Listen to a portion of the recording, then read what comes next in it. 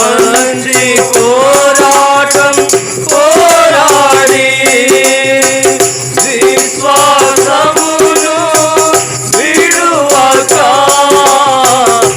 మంచి పోరాటం పోరాడి ప్రభువుతో నడచి పరుగు ముగించి నీతి కిరీటము పొందెదము. ప్రభువుతో నడచి పరుగు ముగించి నీతి కిరీటము పొందెదము. మన ప్రభువుకు తగినట్టు నడచెదము. తన రాజ్యములో మనము చేరెదము. మన ప్రభువుకు తగినట్టు నడచెదము. తన రాజ్యములో మనము చేరెదము. తన రాజ్యమునకు మహిమకు పిలచిన తన రాజ్యమునకు మహిమకు పిలచిన మన ప్రభువుకు తగినట్లు నడచెదము. తన రాజ్యములో మనము చేరెదము. మన ప్రభువుకు తగినట్లు నడచెదము. తన రాజ్యములో మనము చేరెదము.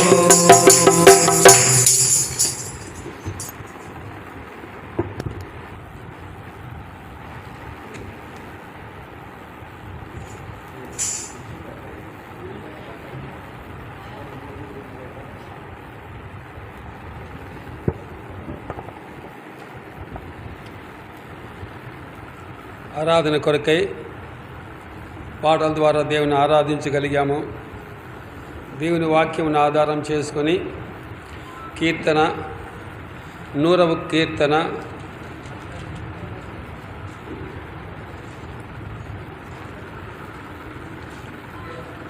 మొదటి నుంచి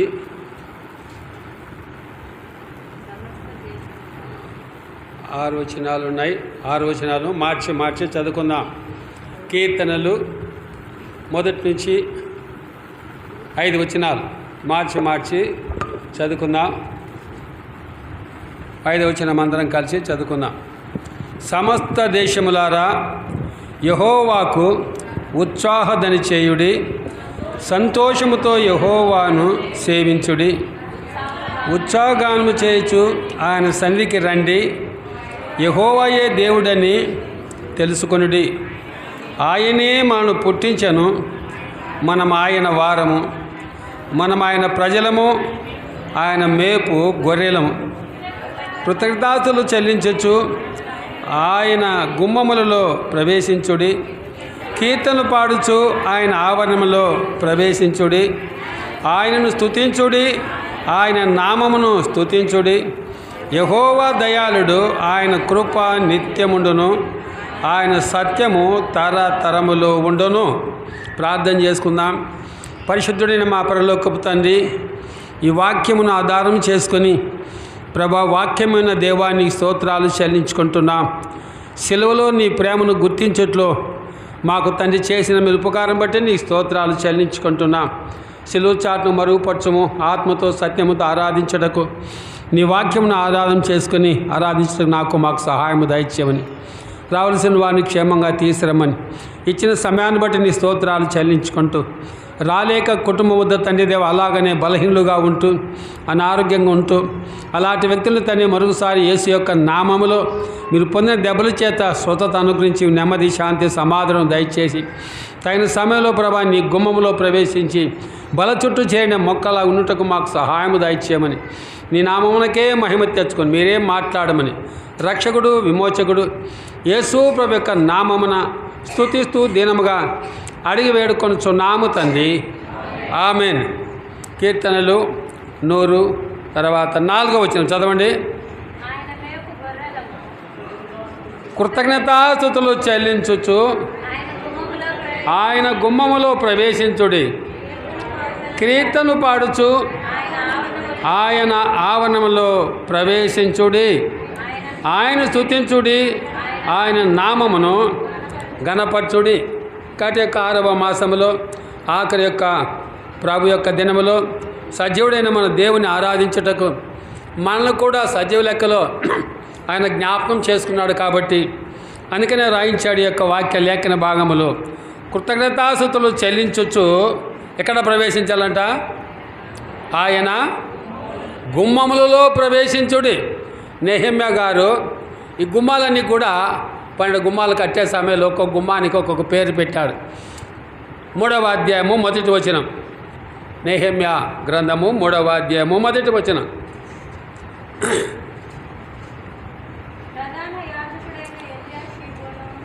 ప్రధాన యాజకుడైన ఎల్యాకీమును అతని సహోదరుని యాజకులను లేపి గొర్రెల గుమ్మమును కట్టి ప్రతిష్ఠించి తలుపులో నిలిపిరి. ఈ యొక్క నెహెమ్యా గారు ఏదైతే పడగొట్టబడ్డాడో అలాంటి తిరిగి సమయాల టోబియాలు తర్వాత వారి చేత వారు భయంకరమైన వ్యక్తులు ఆనాడు కూడా ఉన్నారు, ఈనాడు కూడా అలాంటి వ్యక్తులు ఈనాడు కూడా ఉన్నారు. అయినప్పటికీ కూడా దాన్ని కట్టేటువంటి వారిని కూడా దేవుడు ఈనాడు కూడా పెట్టాడు. కాబట్టి అందుకనే మనం కట్టే మందిరాలు, దేవుడు కట్టే మందిరాలు, మనం కట్టే మందిరాలకు తేడా ఏమిటంటే మనం రాళ్ళతో కడుతున్నాం, దేవుడైతే మనతోనే కడుతున్నాడు మందిరాన్ని. కాబట్టి అది ఎప్పుడు ముగించబడుతుందో అది మనకు తెలియదు, కానీ ప్రభు వచ్చే టైంలో అది ముగించబడుతుంది. అందుకని ఈ కట్టబడినటువంటి ఈ యొక్క గుమ్మము మనం ఒకటి చూస్తాము. గొర్రెల గుమ్మమును యోహాను సువార్త 5వ అధ్యాయములో, యోహాను సువార్త 5వ అధ్యాయంలో మనకి ఒక గుమ్మం కనపడుతుంది. నెహెమ్యా కట్టిన గుమ్మం చదవండి. 5వ అధ్యాయము 1-2 వచనాలు. అటు తర్వాత యూదుల పండగ ఒకటి వచ్చెను గనుక యేసు యెరూషలేమునకు వెళ్ళెను. యెరూషలేములో గొర్రెల ద్వారము దగ్గర హెబ్రీ భాషలో బెతెస్దా అనబడిన ఒక కోనేరు గలదు. దానికి 5 మంటపములు గలవు. ఆయా సమయమునలకు దేవదూత కోనేటిలో దిగి నీళ్లు కదిలించుట కలదు. నీరు కదిలింపబడిన పిమ్మట మొదట ఎవడు దిగునో వాడు ఎట్టి వ్యాధి గలవాడైనను బాగుపడును. గనుక ఆ మండపములలో రోగులు, గుడ్డివారు, కుంటివారు, ఊచ కాలు చేతులు గలవారు గుంపులుగా పడిరి ఇంటి. అక్కడ 38 ఏండ్ల నుండి వ్యాధి గల ఒక మనుషుడుండాను. యేసు వాడు పడి ఉండుట చూచి వాడప్పటికి బహుకాలము నుండి ఆ స్థితిలో నున్నాడని ఎరిగి స్వస్థత బడగోరుచున్నావా అని వానిని అడుగగా ఆ రోగి, అయ్యా, నీళ్లు కదిలింపబడినప్పుడు నన్ను కోనేటిలోనికి దించుటకు నాకు ఎవడనూ లేడు గనుక నేను వచ్చినంతలో మరియకుడు నాకంటే ముందుగా దిగునని ఆయనకు ఉత్తరమిచ్చాను. యేసు, నీవు లేచి నీ పరిపెత్తుకొని నడుమని వానితో చెప్పగా వెంటనే వాడు స్వస్థత నొంది తన పరిపెత్తుకొని నడిచెను. ఆ దినము విశ్రాంతి దినము గనుక యూదులు, ఇది విశ్రాంతి దినము కదా, నీవు నీ పరిపెత్తుకొని తగదే అని స్వస్థత నొందిన వాడితో చెప్పిరి. అందుకు వాడు, నన్ను స్వస్థపరిచిన వాడు నీ పరిపెత్తుకొని నడుమని నాతో చెప్పినాను. వారు నీ పరిపెత్తుకొని నడుమని నీతో చెప్పిన వాడెవడు? వారిని అడిగిరి. ఆయన ఎవడో స్వతత నొందిన వానికి తెలియలేదు. ఆ చోటను గుంపు కూడి ఉండెను గనుక నేను తప్పించుకొని పోయాను. అటు తర్వాత యేసు దేవాలయములో వానిని చూచి, ఇదిగో స్వస్థత నొందితివి, మరీ ఎక్కువ కీడు నీకు తగలకుండునట్లు ఇకను పాపము చేయకమని చెప్పగా, వాడు వెళ్ళి నన్ను స్వస్థపరిచినవాడు యేసు అని యూదులకు తెలియజెప్పాను. ఈ కార్యములను విశ్రాంతి దినము చేసినందున యూదులు యేసును హింసించిరి. కాబట్టి యూదులకు ధర్మశాస్త్రం ఇవ్వబడింది. కాబట్టి ధర్మశాస్త్రం ప్రకారంగా వారంతా కూడా ఇశ్రాయేల్ ప్రజలంతా నడుచుకుంటూ ఉన్నారు. ఈ యొక్క దేవుడిచ్చినట్టు ఈ మోషే ద్వారా ఇవ్వబడినటువంటి యొక్క ధర్మశాస్త్రమును తూచా తప్పకుండా అవలంబించేటువంటి వారు. కాబట్టి విశ్రాంతి దినములో ఎవరు ఎక్కడ కూడా ఏమి చేయకూడదు. విశ్రాంతి దినములు ఎక్కడ ఉండాలి? దేవుని యొక్క మందిరములో ఉండాలి. కాబట్టి అందుకని వారు ఇవి ఆచరిస్తూ వెంటాడుతున్నారు. కాబట్టి యేసుక్రీస్తు ప్రభులు వారు విశ్రాంతి దినమున ఏం చేశారంట? ఒక వ్యక్తిని యేసు ప్రభుడు అన్నాడు ఒక మాట, ఎవరిదైనా ఒక ఎద్దు విశ్రాంతి దినమున పడిపోతే, గోతిలో పడిపోతే దాన్ని బయటికి తీయడా అని అడిగారు. ఈ మాట ధర్మశాస్త్రం ఇచ్చిన దినాలలో ఇది కనపడలేదు. అయితే యేసు ప్రభు వచ్చిన తర్వాత ఈ మాటలు అక్కడక్కడ వ్యతిరేకంగా కనపడ్డాయి. కాబట్టి యేసుక్రీస్తు ప్రభుల వారు రక్తము చెందించకుండా పాపక్షమాపణ కలగదు అనే యొక్క విధానములో పాత నిబంధనలో యోహాను సువార్త 1:29 ప్రకారంగా లోక పాపమును మోసుకొని పోవు దేవుని గొర్రెపిల్ల. హెబ్రీ రాసిన పత్రిక రాస్తాడు, రక్తము ప్రతి వస్తువును కూడా ఏం చేస్తుందంట? అది పవిత్రపరుస్తుందని హెబ్రీలు గంధకర్త రాస్తాడు. అందుకని ఆ దినాలలో రక్త ప్రోక్షణ అలా జరుగుతూ ఉన్నది. కాబట్టి యేసుక్రీస్తు ప్రభుల వారు గొప్ప ప్రధాన యాజకుడుగా, అప్పుడున్న యాజకులంతా కూడా తమ యొక్క పాపముల కొరకు ఒక బలి ఇచ్చి తర్వాత ప్రజల కొరకు మరి యొక్క బలి అర్పించేవాళ్ళు. ప్రతిసారి కూడా ఏదైనా పాపము చేస్తే వాళ్ళు ఏం చేసేవాళ్ళు? బలి అర్పిస్తూ దాన్ని పరిహారం చేసుకునేవారు. ఇప్పుడైతే యేసుక్రీస్తు ప్రభుల వారు సిలువలో మన కొరకు ఒకే ఒక బలి. ఏ బలి అది? ఏ బలి అది? పాపముల కొరకై ఒకే ఒక బలి ఎవరిచ్చారు? పాపము లేనివాడు పాపుల కొరకు బలి అర్పించగలిగాడు. అందుకని ఇక పాపం బలి ఎక్కడ ఉండటానికి వీల్లేదు. ఒకప్పుడైతే బీదవాడైనప్పుడు కూడా ఏదో ఒక పక్షిని, పావుర పిల్లని లేదా ఏదో చిన్న అలా తెచ్చేటువంటి వారు. యేసుక్రీస్తు ప్రభుల వారు కూడా ఆ కోవకే చెందినవాడు. ఆయన వెళ్ళినప్పుడు ఏం తీసుకెళ్ళాడు? ఒక పక్షినే తీసుకెళ్ళాడు. అనగా ఉద్దేశం ఏమనగా ఆయన కూడా లేనివాడుగా, బీదవాడుగా, పశువుల పాకలు ఉన్నవాడుగా, వడ్రంగి యొక్క కుటుంబంలో అలా ఉన్నటువంటి వాడుగా మనకు కనపడుతుంది. అందుకనే ప్రభుల వారు కూడా అన్నాడు, బీదలైనా మీరు ధన్యులు, పరలోక రాజ్యము మీదే. కాబట్టి మనము చేసే ప్రతి పాపానికి ఏ క్షణంలో ఏం చేస్తామో మనకే తెలియదు. అలాంటి పాపాలను కూడా ఒప్పుకొని యేసు రక్తముతో కడగబడుతూ మనం ఏం చేయాలి? ముందుకు సాగిపోయేటువంటి వారుగా ఉండాలి. అయితే ఎప్పుడు చేస్తూనే ఉంటావా? ఇలా అడుగుతూనే ఉంటావా? నువ్వు సత్యంత వరకు కూడా చేస్తూనే ఉంటావు, అడుగుతూనే ఉంటావు.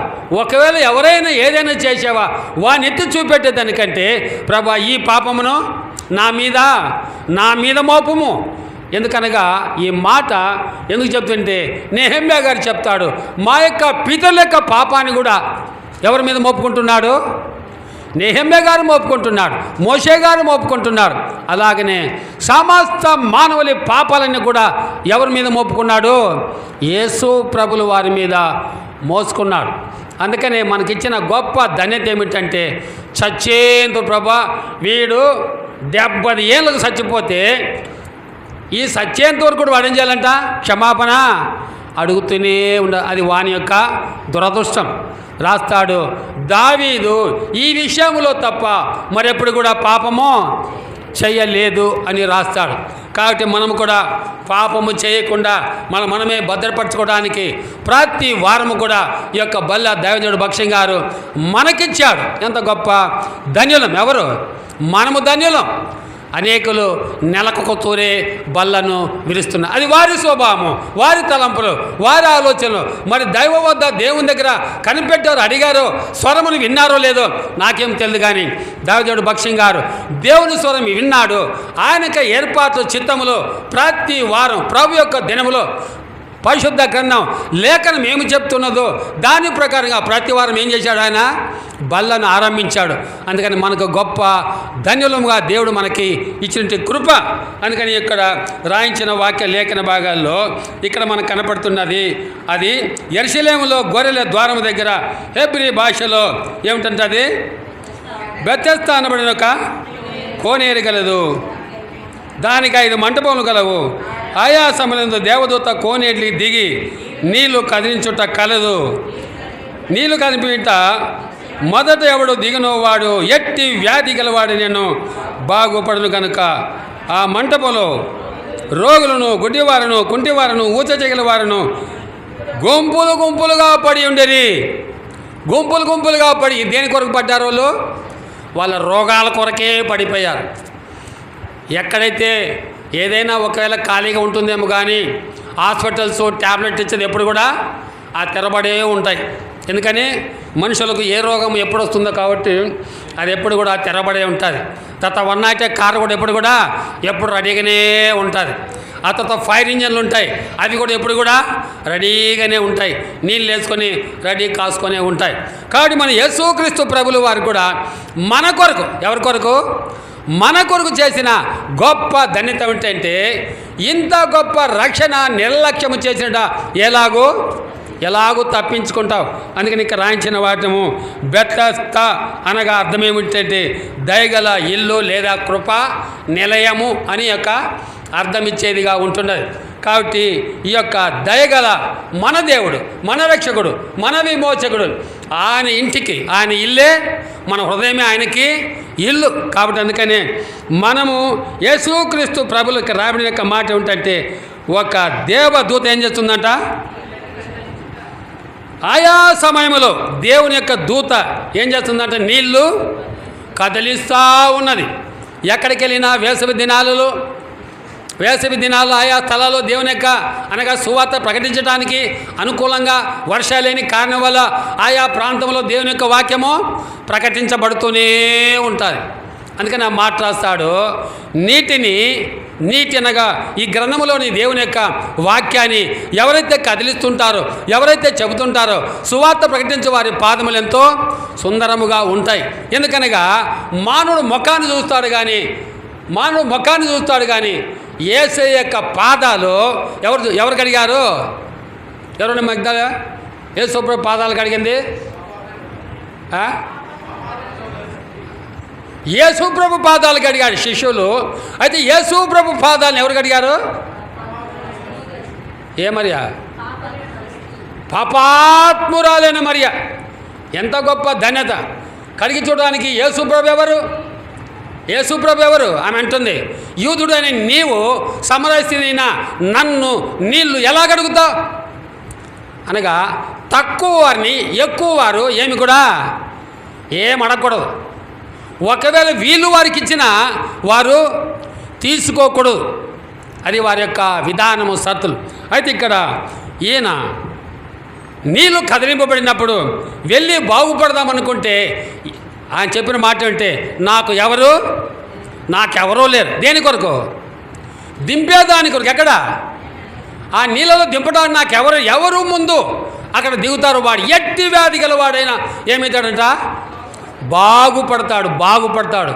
యేసు ప్రభు దగ్గరికి వచ్చినటువంటి వారు ఎంత ఘోర పాపాత్ములనైనా, ఎంతటి వారు ఎంత ఘోర పాపాత్ములైనా, ఎలాంటి వాడైనా, దుర్మార్గుడైనా, నరహంతకుడైనా, వ్యభిచారైనా, తను తాను అలాంటి వాడైనప్పటికీ కూడా యేసు ప్రభు ఏం చేస్తాడు? అందరినీ క్షమించువాడుగా. మళ్ళీ రక్తము, ఆ రక్తం ఎలాంటిదో, మన రక్తం ఎలాంటిది? మన ఇంటిలో వారిని, మన వారిని, వంశం వారిని ఎవరైనా ఏదైనా అన్నారా, వారు ఏం చేస్తామో వారిని మరణించేంత వరకు వారిని వెంటాడుతూనే ఉంటుంది. ఇది మన స్వభావం, పాప స్వభావం, సాతాను స్వభావం. అయితే యేసుక్రీస్తు ప్రభు యొక్క స్వభావము, యేసు ప్రభు యొక్క మాటలు, తలంపులు, ఆలోచన, ఊహ, గమనం, యేసు అని ఎక్కడైతే పిలువబడతాడో యేసు ప్రభు అక్కడ ఏమైనాడు? అక్కడే ఆగిపోయినాడు. ఆయన ఒక అడుగు ముందుకు కూడా వేయలే, చూద్దాములేని. కానీ ఉద్దేశం అనగా ఆ నీళ్లు కదిలింపబడినప్పుడు ఎవరూ లేరు కాబట్టి ఎంతకాలం అక్కడ ఉన్నాడు ఆయన వ్యక్తి? ఎంతకాలం ఉన్నాడు అక్కడ? 38 ఏళ్ళు అక్కడే ఉన్నాడంటే వానికి ఎంత ఓపిక ఉండాలి? ఒక 5 ఏళ్ళు పాట లేకపోతే, 2 ఏళ్ళు వాక్యం లేకపోతే, ఆ యొక్క వాద్యాలు వాయించేవాళ్ళు లేకపోతే ఒకడే ఉన్నాడు కాబట్టి దాన్ని ఎవరు అడగరు. అక్కడ 2, 3, 4 ఏం చేస్తారు? ఎప్పుడెప్పుడు మంచి రాకుండా పోతాడా, ఆలస్యం అయిపోతాడా, నేను అక్కడ తబలాగడ గుట్టుకుందనా, పాట పాడుకుందనా, ఇలాంటి తలంపుల ఆలోచన ఎవరికి? మట్టివాడమైనా మనకే ఇలాంటి తలంపుల ఆలోచన. కాదు, అందుకని రాయించిన వాక్య లేఖన బాగా చెబుతాను, నేను దిగాలనుకుంటే నాకంటే ముందుగానే ఎవరో ఒక దిగుతున్నారు, బాగైపోతున్నారు. నాకు ఎవరు లేరు కానీ నేను ఎక్కడున్నాను? 38 ఏళ్ళు లేని వాడు అక్కడ ఉన్నాడంటే ఎంత భయంకరంగా. మళ్ళీ ఇంట్లో కూడా వదిలేసినటువంటి వారు ఉన్నారు, ఇంటి వారు కూడా వదిలేసేటట్టు వారుగానే ఉంటున్నారు. అక్కడే ఉన్నాడంటే వాడి బట్టలు ఎవరు ఉతికారో, వాడు నీళ్ళు పోసుకున్నాడో లేదో అదేం తెలియదు. కానీ ఒకటి మాత్రం, ఆ సమయానికి అక్కడికి ఎవరు వచ్చారు?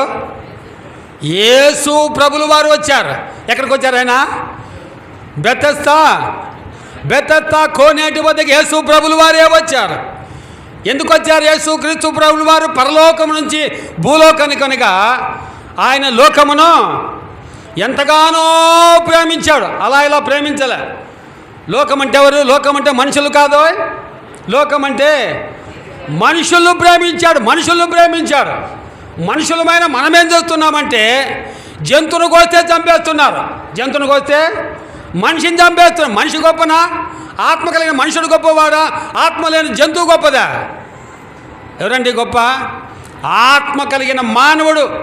యుద్ధం చేసేవాడు ఒకడే, నీకు సలాం కొట్టేవాడు ఒకడే, నీంట్లో ఉపకారం చేసేవాడు వాడొకడే. అలాంటి వాడిని చంపడానికి ఉపయోగించావంటే నీ కార్యాలు, తలంపులు, ఆలోచన ఎంతకాలం ఉంటావో నాకు తెలియదు. కానీ పొరపాటులో ప్రభుని నమ్మకుండా లోకాన్ని వదిలాడా వాని పరిస్థితి ఎలా ఉంటుంది? తండ్రి అయిన అబ్రహామా ఆడ కేకేస్తాడు. ఈడ లాజరు కనపడలేదు కానీ అక్కడ కేక వేసిన లాజరు మాత్రము మాట్లాడలేదు. అందుకని మనము కూడా ఎందుక యేసు ప్రభు రాలేదంటే అందరూ అంతటా మారు మనసు అందరూ పొందుతారా? మనకు తెలిసి ఈడ మారేది, ఈమె మారుద్దా, ఈడు మారుతాడా, ఈ సేవకుడు మారుతాడా, ఈ పెద్దలు మారుతాడా, ఈడు సత్యేంత వరకు కూడా మారడం. ఉదయకాలం కూడా నాకు తలంపు అలా వచ్చింది. మా అమ్మగారు చనిపోతే సంఘ పెద్దలంతా ఏకమైపోయి మా అమ్మను భూస్థాపన చేయలే. అందుకే హెడ్ ఆయన పేరే ఆనందరావు. నిన్న కూడా ఆయన అక్కడికి వచ్చి ఆనందరావు నాకు తెలుసా అన్నాడు. ఆనందరావు పెట్టాడు. నేను నీకు తెలియదు చెప్పాను. ఆయన కూడా హైబ్రోన్ ఆయనకి అనగా మా తల్లిని భూస్థాపన చేయలేక ఆయన వాళ్ళందరూ ఒప్పుకోలే. అయితే ఆ ఆనందరావు చనిపోయినప్పుడు ఆ సంఘస్థులు ఎవరు ఒప్పుకోలే. ఎక్కడికి వెళ్ళాడు ఆయన? ఆ ఇంటినక్కడే మీటింగ్ పెట్టించుకున్నాడు. ఇంటి వద్దే ఆయనకు అనుకూలమైన వారు ఎవరికైతే డబ్బు ఇచ్చాడో, ఎవరైతే డబ్బులు పడితే చాలు ఎవడైనా వస్తాడు. కొండ మీద కూడా కోతి కూడా దిగుతుందంట. కొండ మీద కోతి. నేనే ఆ భూస్థాపన చేసింది ఆ వ్యక్తిని, మేమే పోయినామని. మంచిదే నేను కూడా వాడిని ఏమనలే. కానీ ఉద్దేశం ఏమిటంటే నా తల్లి నాపిన వ్యక్తి ముందుంది అని చెప్తుంటారు. ఆడు చనిపోయిన తర్వాత ఆ వ్యక్తిని కూడా అక్కడికి రానిలే, ఎవరు వెళ్ళలే. తప్పకుండా ఏమి విత్తుతావో అదే పంటను కోస్తావు, అదే పంటను కోస్తావు. మరి వీని ఓపిక, ఓర్మి, సహనము 38 ఏండ్లంటే వాడు రిటైర్మెంట్ అవుతాడు. ఉద్యోగం చేసేవాడు కూడా రిటైర్మెంట్ అయిపోతాడు, ఉద్యోగం చేసేవాడు కూడా. అయితే 38 ఏళ్ళు ఎక్కడున్నాడు? అక్కడే ఉన్నాడు. మొద్దుగా ఎక్కడున్నాడు? గేట్ కాడే ఉన్నాడు. గేట్ కాడు ఉండే మొద్దుగా ఎక్కడ? ఎస్తేరు ఆయన కుమార్తె అయినప్పటికీ ఎక్కడ? అహాష్వేరోషు రాజు ఎక్కడ? నిజంగా అంతఃపురానికి ఎసురు పెట్టాడు ఎవరు? మొద్దుకై. వెళ్తాదా? ఏమో చూద్దామని ఒక లాటరీ అట్లా వేసాడేమో, నాకు తెలియదు. ఆమె అందమలాగుంది, ఆమె ప్రవర్తన అలాగుంది. అందుకనే గేట్ గారు ఉన్నప్పటికి కూడా ఎక్కడ తీసుకెళ్ళాడు? అంతఃపురానికి వెళ్ళి అక్కడ పెట్టాడు ఆమెని. ఎంతోమంది ఉన్నారు కానీ అక్కడ ఎవరు సెలెక్ట్ అయ్యారు? ఒకే ఒక ఎస్తేరు అంతఃపురంలోనికి వెళ్ళింది. ఎవరు కుమార్తె? ఆమె తల్లిదండ్రులు లేని విధంగా ఉంటున్నది, గేట్ గాడు ఉంటున్నది, ఆయన తీసి అక్కడ పెట్టాడు అనే ఉద్దేశం ఉండే. ఆమెను అంతఃపురంలోనికి వెళ్ళింది. కానీ నీకు నాకు కూడా అంత గొప్ప ఆధిక్యత ఇచ్చాడు. ఎన్నిక లేని మనలను, మనకు అంతా ఉన్నప్పుడు కూడా భూమి మీద మనకు రక్షణ ఇచ్చిన వారు ఎవరూ లేరు. భూమి మీద రక్షణ ఎవరు ఇచ్చారు మనకు రక్షణ? ఈ నామములనే మన రక్షణ. ఏ నామం అది? పరలోకములో భూలోకములో సర్వాధికారం గల నామం నజరేయుడైన యేసునామములో రక్షణ ఉచితముగా అని అన్నాడు.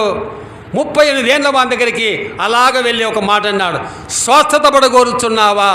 ఏమన్నాడు? స్వస్థత పడగోరుచున్నావా? వాడేమనాల్సింది? అవునయ్యా అనాలి. ఏమన్నాడు? నాకెవరు లేరు, అయినా పర్వాలే, లేకున్నా పర్వా. ఎవరున్నారు ఆయనకి? నేనున్నాను, నీ కొరకే నేను వచ్చాను. 38 ఏళ్ళ నుంచి అక్కడ ఉన్నావు కాబట్టి అందుకనే నిన్ను స్వస్థపరచడానికి నేను వచ్చాను. ఏమన్నారు ఒక మాట? చూడండి ఆ మాట. నీవు లేచి నీ పరిపెత్తుకొని నడుమని వానితో చెప్పగా. ఏం ఎత్తుకొని నడమన్నాడు? నీ పరిపెత్తుకొన్నాడు. ఎందుకు నీ పరుపు? అనేక స్థలాల్లో సాక్ష్యం చెప్పుకుంటావు. ఆ యొక్క స్త్రీ, ఏ స్త్రీ? సమరయ స్త్రీ తన కుండని అక్కడే విడిచిపెట్టింది. ఎందుకు అక్కడ విడిచిపెట్టింది? అనేకులు బావికి వస్తుంటారు, ఈ కుండని ఎంతోమంది చూస్తుంటారు. ఎవరిదే ఈ కుండ అంటే ఏమంటారు? ఇది సమరయ స్త్రీ కుండ. అది ఆమె సాక్ష్యం. ఈయన 38 ఏళ్ళ నుంచి ఒకవేళ ఇది అక్కడే విడిచిపెట్టాడంటే అది మంచిది కానే కాదు. కంపు కొట్టి రోగాలు పెట్టు, దాన్ని చూడలేరు, వాసన కొడుతుంటుంది. కాబట్టి ఇప్పుడు నీ యొక్క పరుపు నీవెత్తుకొని ఏం చేయాలి? వెళ్ళిపో బయటికి వెళ్ళి ఇక్కడ పెట్టద్దు, ఇక్కడ పెట్టవద్దు. కాబట్టి ఉద్దేశం అనగా దేవుడు అప్పుడప్పుడు మనకిస్తుంటాడు. ప్రభా, ఒకప్పుడు నేను ఇలా ఉన్నాను, ఒకప్పుడు లోకములో ఉన్నాను, పాపములో ఉన్నాను, చీకట్లో ఉన్నాను, నీకు విరోధంగా ఉన్నాను. ఎవరైనా చెప్పినా వినేటటువంటి వాడిని కానే కాను. మందిరానికి రాదు చాలామంది. పిల్లల్ని మనవరాల్ని తిరిగద్దని చెప్పలే. దేవుని మందిరం కంటే ప్రభు దినం లేదు నీ గొప్పది కానే కాదు, ఏది కూడా కాదు. ప్రభు ఇల్లే నీకు గొప్ప. ప్రభు ఇల్లే మన తండ్రి, ఇది తండ్రి ఇండ్లు. అనేకులు మన కుటుంబానికి తండ్రికి వచ్చు అనగా వెళుతూ ఉంటారు. ఇది తండ్రి యొక్క ప్రేమ. ఈ ప్రేమలో మనం ఉండాలి, ఈ దైవిక క్రమములో మనం ఉండాలి. ఎందుకు రావాలి? గుమ్మములో ఎందుకు రావాలండి? చదవండి 104వ వచనంలో. కృతజ్ఞతాస్తుతులు చెల్లించుచు ఆయన గుమ్మములో. కృతజ్ఞతాస్తుతు. దేని కృతజ్ఞత? దేవుడు నీకు చేసిన మేలును బట్టి, దేవుడు నీకు చేసిన మేలును బట్టి కృతజ్ఞత. 38 ఏళ్ళు ఆ యొక్క కోనేటి వద్దనే గతస్థ వద్ద ఉన్నాడు. కానీ ఎక్కడికి నడిచాడు వాడు? ఎక్కడికి నడిచాడు? యేసు ప్రభు ఎక్కడ చూశాడు వాని? 14వ వచనం. అంటే తర్వాత యేసు దేవాలయంలో వానిని చూచి, ఇదిగో స్వస్థత నొందితివి, మరి ఎక్కువ కీడు నీకు కలగకుండానట్లు ఇక పాపము చేయకమని వానితో చెప్పగా. అనగా యేసు క్రీస్తు ప్రభుల వారికి ఎక్కడ కనపడినాడు? దేవాలయంలో కనపడ్డాడు. రక్షణ పొందావు, మారుమనసు పొందావు, బాప్తిసం పొందావు. నువ్వు లోకంలో పాపంలో చీకట్లో భార్య దగ్గర ఉండమని చెప్పలే, మనవరాలు మన దగ్గర ఉండమని చెప్పలే, పొలానికి వెళ్ళొద్దని చెప్పలే, పశువులు ఖాయమని చెప్పలే. ఇది ఎవరి దినం? ఇది ప్రభు దినం. ఇది ప్రభు దినం. ప్రభు ఇంటికి రాకుండా నువ్వు అలాగా ఉండిపోయినావా? ఒకరోజు ఎలా పెడతాయో ఇంటిలో, ఆ రోజు మతికి వస్తుంది, ఆ రోజు జ్ఞాపకం వస్తుంది. దయచేసి నీ ఇంటికి వచ్చి నీటిగా వచ్చి ప్రార్థన చేయాలి. 35 ఏళ్ళుంటే కోనేటి వద్దకే బెతస్దా వద్దకే దేవుని దగ్గరికి అనగా వాని దగ్గరికి వెళ్ళి నీ పరిపెత్తుకొని నడుమంటే వాడేమైనాడు? ఏమైనాడు? బాగుపడ్డాడు. ఆ మాట రాయబడిన మాట. అయ్యా ఏమన్నాడు? 7వ వచనంలో ఆ రోగి అయ్యా నీళ్ళు కదిలిపడిన ఉన్నాను కోనేట్లకి ఎవడు? కాబట్టి అయ్యా రోగి. ఏ రోగి? ఏ రోగి? నేనా? పాపి రోగి. ఏ రోగి? పాపముతో ఉన్న రోగి. లోకములో ఎన్ని రోగాలున్నా భూలోకంలో వైద్యులు ఉన్నారు, బాగు చేస్తారు. అయితే నేను పాపి రోగినయ్యా, నన్ను బాగు చేయ.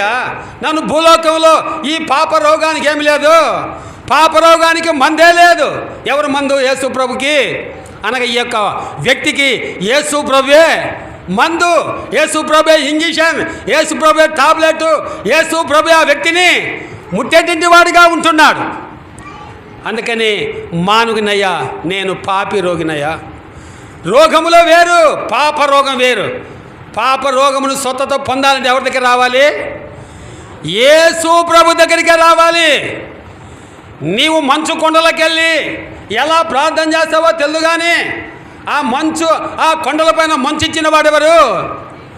దేవుడే. యేసయ్య లేకుండా ఏ మంచు లేదు, ఏ నీరు లేదు, ఏ కొండ లేవు, ఏ చెట్లు లేదు, ఏ మట్టి లేదు, ఏ రాయి లేదు. సమస్తముడు కలుగజేసిన వాడు ఆయనే. నమ్ముట నీ వల్లైతే నమ్మువానికి సమస్తమును సాధ్యమే. అందుకని వీడు పాప రోగాన్ని పోగొట్టుకున్న తర్వాత తన పరుపు దాన్ని ఎత్తుకొని వెళ్ళిపోయిన తర్వాత ఎక్కడ ఉంటున్నాడు ఆయన? ఇక పరుపు లేదు, దేవాలయంలో పరుపు లేదు, దేవాలయ వ్యక్తి కనబడుతున్నాడు. ప్రభు ఒక మాట అన్నాడు, నీకు ఎక్కువ కీడు కలుగుకున్నట్లు ఇక పాపము. ఏమిటి పాపము? దేవుని మాట వినకుండా పోవడమే పాపం. నువ్వు బాగైన తర్వాత నీ లోకములో, నీ ఇంట్లో, నీ రోగములో ఎత్తుకొని ఏదో అనుకుంటున్నాడు, నా పొలానికి వెళ్తున్నాను, నా ఇంట్లో పని చేసుకుంటున్నాను. ఇలాంటి మాటలు ఎవరి దగ్గర పనికిరావు? ఎవరి దగ్గర పనికిరావు? మనుషుల దగ్గర చెప్పుకోవచ్చును, కానీ దేవుని దగ్గర కృతజ్ఞత స్తుతులు చెల్లించాలంటే దేవుని యొక్క గుమ్మములో ప్రవేశించాలి. అందుకని దేవుని చేత ఆశీర్వదించబడిన వారులారా లోనికి. నీవు ఆశీర్వాదం పొంది బయట ఉన్నావా, లోపల ఉన్నావా? వాడు పాపరోగం ఉన్నాడు, కోనేటి దగ్గర ఉన్నాడు. నువ్వు పాపరోగాన్ని పోగొట్టుకున్నావు, దేవుని మందిరం రాకుండా అలా తిరిగావంటే ఏమవుతాయి? ఒకవేళ నీకేదైనా చాలా కొన్ని ఉంటాయి పనులు, ఊరికనే పనుకుంటా అంటారు ఇంట్లో. ఎందుకు పనుకుంటారో ఏమో, ఎందుకు టీవీ చూస్తారేమో, ఎందుకు మాట్లాడతారేమో. మళ్ళీ మందిరానికి వచ్చి కూర్చుంటే ఆనందంగా మాట్లాడే వ్యక్తి మరొకడి ఆ తలంపు, ఆ ఆలోచన, ఆ జ్ఞానం రానే రాదు. కరెక్ట్గానే మాట్లాడతాడు. దేవుని మందిరానికి మాత్రమో రాడు, ప్రార్థనకి రాడు. కానీ ఉద్దేశం ఏంటంటే దేవుడు ఎవరిని కోరుతున్నాడు? ప్రార్థనా పనులు కోరుతున్నాడు. ప్రార్థన ఎలాంటిది? ఆయుధం లాంటిది. నువ్వు ఇంట్లో కూర్చొని అడిగి తెస్తాడా? పనికి ఎవడిస్తాడా అని ఎదురుగా పోతూ ఉంటావు. ఎందుకు పోతావు? పని కావాలి. ఎందుకు పని? కూటి కొరకు. కోటి ఏదో ఒక పని ఇవైనా నా చేతకి పని కాకపోయినా వాని వెనకాల నేను వెళ్తాను, వాని వెంబడి వెళ్తాను. ఏదో నీకు తోచింది లోకంలో అడుగుతావు. కానీ ఉద్దేశం అనగా మనం ఎక్కడుండాలనగా, ఈడు బెతస్దా కోనేటి వద్ద రోగంలో ఉన్నప్పుడున్నాడు, బాగైపోయిన ఎక్కడున్నాడు? గుమ్మంలో ప్రవేశించాడు, దేవుని మందిరంలో ఉన్నాడు. యేసు ప్రభు అక్కడికి వెళ్ళాడు, యేసు ప్రభు ఇక్కడ కూడా వచ్చాడు. ఏమన్నాడు ఆయన? ఇక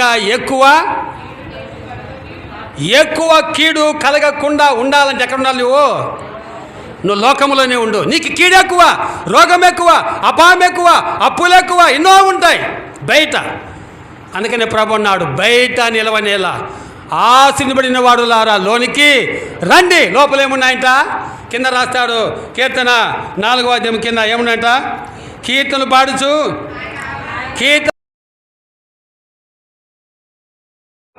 సమృద్ధి దేవుడిస్తాడు. దేవుడు నమ్మదు. అందుకని ఈ యొక్క ఒకప్పుడు తండ్రి బెతస్దా అనే కోనేటి వద్ద ఉన్నాను, లోకంలో ఉన్నాను, పాపంలో ఉన్నాను. ఎన్నోసార్లు దేవుని వాక్యం వినిపించబడింది, అయినా నిర్లక్ష్యం చేశాను. నీవే నన్ను సంధించావు, నీవే దర్శించావు. వాక్యం ద్వారా నన్ను వెలిగించావు, పాపాన్ని తీసివేశావు, విశ్వాసులు బలపరిచావు. ఇక నేను ఎక్కడున్నాను? బెతస్తా దగ్గర ఉన్నాను. అనేక గుంపులు అక్కడ ఉన్నాయి. ఏ గుంపులను అక్కడ?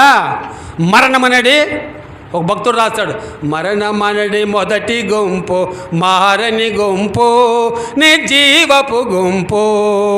వానికి మారమనే ఆ గుంపులో, నిర్జీవము గుంపులో దానికి ఆరాధించిన, దానికి ప్రార్థించిన, దాని మొక్కిన, దానికి వెళ్ళిన అపవాది చేసే పని ఏమిటి? దీనికే ముక్కు అంటుంది, దీనికే సాగిలి. ఎందుకంటే వాడు ఎలా ఉంటాడు? లోకములో అపవాది ఎంత సౌందర్యవంతుడో చెప్పటానికి లేదు. అలాంటి వారు అక్కడుండి దీనికే సనక నిన్ను నన్ను తప్పించడానికి ఆ పని చేస్తారు. అందుకని తను ఒకప్పుడు అలా ఉంటున్నాయా, సన్నికి రాలేగా ఉంటున్నాయా. ప్రభుతో మాట్లాడుతూ కూడా నాకెవరు లేరయ్యా, నేనున్నా అనువాడు ఉన్నవాడు అనేటువంటి ఆ దేవాది దేవుడే ఆయనే నడుచుకుంటూ వచ్చాడు. మన ఇంటికి, మన మందిరానికి, మన వాక్యం తీసుకొని వచ్చారు. ఆ వాక్యం ద్వారా నేను రక్షణ పొందాం, మారు మనసు పొందాం, బాప్తిసం తీసుకున్నాం. 72వ సంవత్సరంలో మా ఊరికి తిమోతి గారు వచ్చారు, ఖమ్మం తిమోతి గారు వచ్చారు. దేవుని వాక్యం చెప్పాడు. ఆనాడే ప్రభుని నమ్ముకున్నాను. నాటి నుంచి నేటి వరకు మరి అక్కడ కూడా అంతరమో తంత్రమో గొప్పది ఏం పోయినా ఒకవేళ చూడ్డానికి వెళ్తాను, కానీ వాడిని ఎప్పుడు కూడా ఆశ్రయించేదే ప్రస్తుతం కూడా లేదు. దేవుడు అది ఇచ్చిన గొప్ప ఆధిక్యత. పాపాన్ని పోగొట్టేవాడే నిజమైన రక్షకుడు, విమోచకుడు. పాపం లేనివాడే రక్షకుడు, పాపం లేనివాడే దైవం కలిగించేవాడు. అందుకనే గుమ్మములో ప్రవేశించే మనకి ఎలాంటి పాటలు ఉండాలి? స్తుతితో కూడిన పాటలు, ప్రభు చేసిన మేలే హెచ్చించి కనపరిచే పాటలే ఉండాలి. అందుకనే ఆయన మరి ఎక్కడ కనపడ్డాడు? దేవాలయంలో కనపడ్డాడు. మనం దేవుని మందిరానికి వచ్చాం, ఆరాధించడానికి వచ్చాం, బలో పాలు పొందడానికి వచ్చాం. ఈ యొక్క నెల, ఆఖరి యొక్క నెల ఎంత గొప్ప ధన్యత. ఈ నెల కంటే ముందు ఎంతోమంది లోకాన్ని విడిచిపెట్టారు. అయితే మనమైతే దేవుని మందిరం ఎక్కడున్నా? హెబ్రోను చిన్న మంద ప్రార్థన మందిరంలో. ప్రభువా నన్ను తెచ్చావయ్యా, నీ స్తోత్రాలు. నియమక కూటాలో నన్ను నడిపించవయ్యా, నీ స్తోత్రాలు చెల్లించుకుంటున్నా. ఆశపడి ఆరోగ్యం ఇచ్చే స్తోత్రాలు. ఒకప్పుడు బెత్తెస్తాలు తండ్రి, అక్కడ ఉన్నవాని లోకంలో ఉన్నాయి, చీకట్లో ఉన్నాయి, శరీరక స్వతకతో ఉన్నాను. ఇప్పుడైతే ఆత్మీయ యొక్క స్వస్థత, జీవాహారం, ఆత్మతో సత్యంతో దేవుని ఆరాధించేవారి లెక్కలో నన్ను కూడా పెట్టావయ్యా. అందును బట్టి నీ స్తోత్రాలు చెల్లించుకుంటున్నాను. ఒకప్పుడు అక్కడ కనపడ్డాడు, అక్కడ కూడా ప్రభు వచ్చాడు. ఎందుకు వచ్చాడు? నన్ను దేవాలయానికి తేవాలనే వచ్చాడు. అందుకని ఎవరు నశించడానికి ఇష్టము లేదు. అందుకని ప్రభు దేవాలయంలో యేసు ప్రభుని చూడాలి, దేవాలయంలో దేవుని వాక్యాన్ని చూడాలి, దేవాలయంలో ఆరాధన చూడాలి. ఈ దినం ఏ దినం ఇది? ఆరాధన దినం, ప్రభు లేచిన దినం. సజీవుడు, మృతుల్లో ప్రభుని ఎతకవద్దు. అందుకని ప్రభు చేసిన మేలు, కొద్దుపాటి మేలు జ్ఞాపకం చేసుకో. తండ్రి దయగల ఇల్లు, కృపా నివాసము గల ఇల్లు ఇదే దేవుని యొక్క. అందుకని రాశారు బేట, ఇది ఏదంట? పరలోకపు గవి. ఇక్కడ నుంచి ఎక్కడికి వెళ్ళాడు యాకోబు? నిచ్చెన పైన అలాగ వెళ్ళటానికి. ప్రభు ఇచ్చిన గ్రంథం, దేవుని యొక్క కూటాలు, దేవుని వాక్యం, ప్రభు జీవాహారమైన ఈ ప్రభు యొక్క వాక్యం విని ప్రభు చేసిన మేలు తలుచుకుంటే ఆ రీతిగా గుమ్మలు ప్రవేశించిన మనము పాటలతోనూ కీర్తనతోనూ దేవుడు చేసిన మేలుతో మాటలతో ప్రభుని ఆరాధించడం దేవుడే మనకు సహాయము చెయ్యను గాక. చిన్న పాట పాడుకొని ఆరాధనలోకి మనం వెళ్తాం.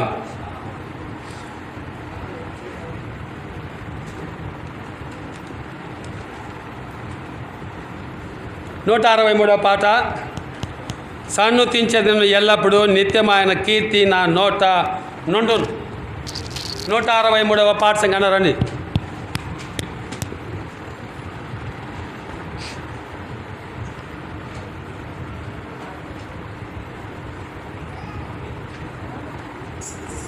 రెండవ వచనము ఆఖరి వచనం పాడుకుందాం.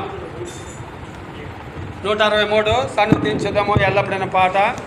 రెండవ వచనము ఆఖరి వచనం లేచి పాడుకుంది. ఇప్పుడు వెనకాల ఉన్నటువంటి వారు కొంత ముందుకు జరిగించినట్టయితే వెనకలు వచ్చే వాళ్ళకి స్థలం వెనకాల చిన్నట్టుగా ఉంటుంది. 163 రెండవ వచనము 4వ వచనం.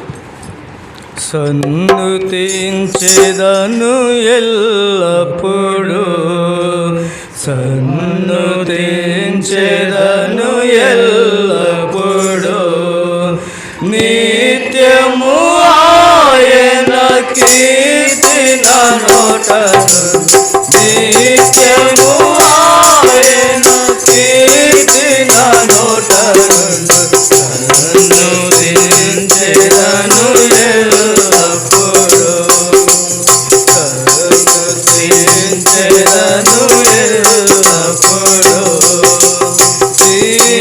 జీవితమంతా పాడుచుందును జీవితమంతా పాడుచుందును నీ మేలులకు ఓ ప్రభువా జీవితమంతా పాడుచుందును నీ మేలులకు ఓ ప్రభువా నా ఆయుష్కాలమంతయును నా ఆయుష్కాలమంతయును నీ విశ్వాసత కొరకెప్పుడు నిరతము నిన్ను స్తోత్రింతు నీ విశ్వాసత కొరకెప్పుడు నిరతము నిన్ను స్తోత్రింతు సన్నుతించెదను ఎల్లప్పుడు సన్నుతించెదను ఎల్లప్పుడు నీ సంకల్పమును నెరవేర్చి నడిపించితివి ఘనముగను నీ సంకల్పమును నెరవేర్చి నడిపించితివి ఘనముగను నాకు ప్రభుడవై నా కాపరివై నాకు ప్రభుడవై నా కాపరివై నా జీవితములో ఉన్నావు నిజముగా నిన్ను పొగడెదను నా జీవితములో ఉన్నావు నిజముగా నిన్ను పొగడెదను సన్నుతించెదను ఎల్లప్పుడు సన్నుతించెదను ఎల్లప్పుడు నిత్యము ఆయన కీర్తి నా నోటను నిత్యము ఆయన కీర్తి నా నోటను సన్నుతించెదను ఎల్లప్పుడు సన్నుతించెదను ఎల్లప్పుడు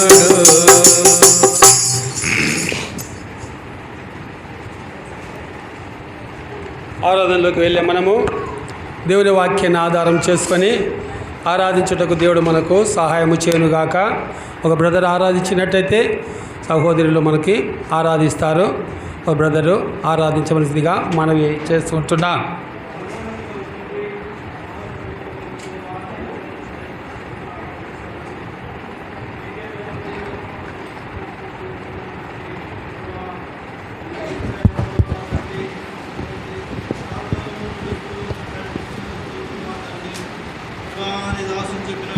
ప్రకారం నా తండ్రి నేను కూడా నా తండ్రి నాయన ఎన్నో సంవత్సరాలు నా తండ్రి స్వస్థత లేనివాడుగాను ప్రభా నీ యొక్క వాక్యం వింటూ ప్రభా నీ యొక్క మందిరాన్ని చూస్తూ నేను కూడా నా తండ్రి ఎన్నో మార్లు నాయన ఇటువైపు వచ్చిన వాడిని కాదు. అయినను నా తండ్రి నీ ఉచితమైన ప్రేమ చేత